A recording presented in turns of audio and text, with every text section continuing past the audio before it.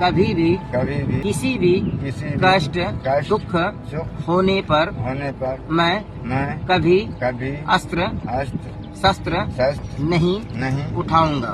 मैं आज से ये हथियार गंगा में समर्पित कर रहा हूँ।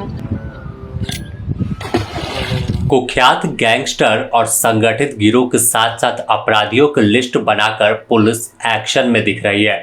ताबड़तोड़ एनकाउंटर हो रहा है तो इसका खौफ अब साफ तौर पर अपराधियों में दिखने लगा। भागलपुर से एक ऐसी तस्वीर सामने आई जहां कुख्यात अपराधी कैलाश मंडल गंगा नदी किनारे बैठकर एक सौगंध खाता है। सामने हथियार भी रखा है कि गंगा माई की कसम खाते हैं कि अब कभी हथियार नहीं उठाएंगे। कैलाश पिता विंध्यश्री मंडल, दादा जट्टन मंडल को साक्षी मानकर अपने माता पिता को साक्षी मानकर अपने गुरुजनों को साक्षी मानकर समस्त देवी देवता को साक्षी मानकर आज से अभी से मैं इस अस्त्र शस्त्र का परित्याग कर रहा हूँ। आज से मैं कभी भी किसी भी कष्ट दुख होने पर मैं कभी अस्त्र शस्त्र नहीं उठाऊंगा। बोलो। मैं कैलाश कुमार मंडल, पिता विंध्यश्री मंडल, दादा जट्टन मंडल, मैं आज से ये हथियार जो है न कि गंगा में समर्पित कर रहा हूँ। आज दिन के बाद हथियार हाथ में नहीं लेंगे और बाकी जो है न कि भगवान के भरोसे चलेंगे।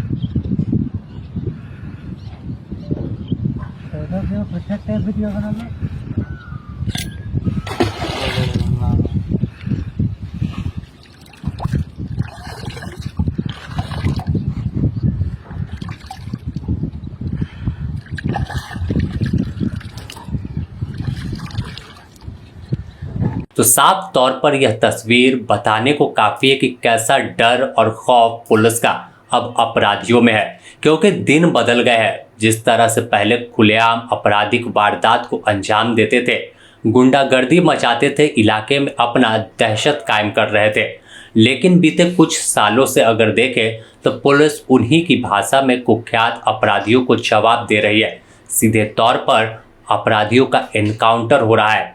आए दिन खबरें सामने आ रही है कि पुलिस सीधे अब एक्शन में है और कई कुख्यात को पैर में गोली मारी तो किसी का काम तमाम कर रही है। लेकिन अब इसका खौफ ऐसा है कि गंगा नदी किनारे से यह वीडियो पूरे बिहार में चर्चा में बना है। कुख्यात अपराधी कैलाश मंडल जल हाथ में लेकर हथियार छोड़ने की शपथ ले रहा है, कसम खा रहा है वह, और लोगों के सामने शपथ ले रहा है कि कभी हथियार नहीं उठाएगा और ना ही अपराध के रास्ते पर चलेगा। बताया जा रहा है कि कैलाश मंडल पर हत्या, रंगदारी और कई संगीन मामले दर्ज है। लेकिन हाल के दिनों में भागलपुर के सुल्तानगंज में हुए चर्चित पुलिस एनकाउंटर के बाद अपराधियों में दहशत का माहौल है और इसी एनकाउंटर में कुख्यात अपराधी रामधनी यादव मारा गया था, जिस पर हत्या, लूट और रंगदारी का मुकदमा था। सूत्रों के मुताबिक रामधनी यादव के एनकाउंटर के बाद कई अपराधी भूमिगत हो गए, जबकि कुछ खुले तौर पर अपराध छोड़ने की बात कर रहे हैं। वायरल वीडियो को भी उसी डर और पुलिस का दबाव से जोड़कर देखा जा रहा है। सोशल मीडिया पर यह वीडियो चर्चा में बना है। अगर हम बात करें बिहार की, तो बिहार में कभी लोग दिन में जाने से डरते थे ग्रामीण इलाकों में, क्योंकि कुख्यात अपराधी, बदमाश, माफियाओं का आतंक देखने को मिलता था। अगर बीते 1 साल की बात कर ले तो पुलिस ने एक प्लान बनाया और उस प्लान के तहत सीधे अब एनकाउंटर की तस्वीर सामने आती है। यानी अगर अपराधी वारदात होती है तो उसके बाद तुरंत देखा जाता है कि पुलिस उन अपराधियों का एनकाउंटर कर काम तमाम कर रहे हैं और बता रहे कि अब जमाना बदल गया है, पुलिस उन्हीं की भाषा में अपराधियों को जवाब देगी।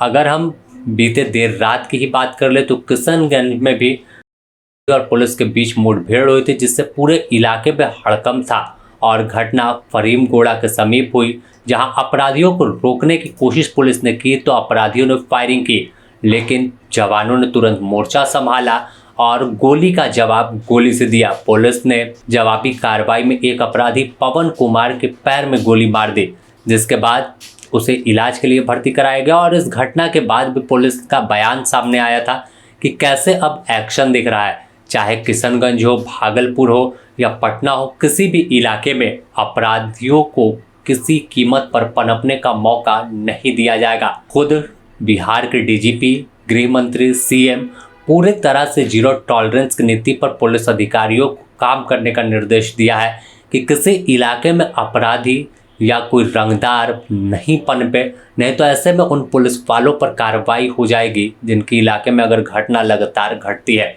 और यही वजह है कि पुलिस कार्रवाई कर रही है और इसी का दबाव कहे कि अब इस तरह की तस्वीर आ रही है कि कहीं एनकाउंटर होता है तो कहीं सौगंध गंगा माई के खाकर ये अपराधी बताता है कि कैसे वह अब अपराध और हथियार दोनों से दूर हो जाएगा और एक नई शुरुआत करेगा।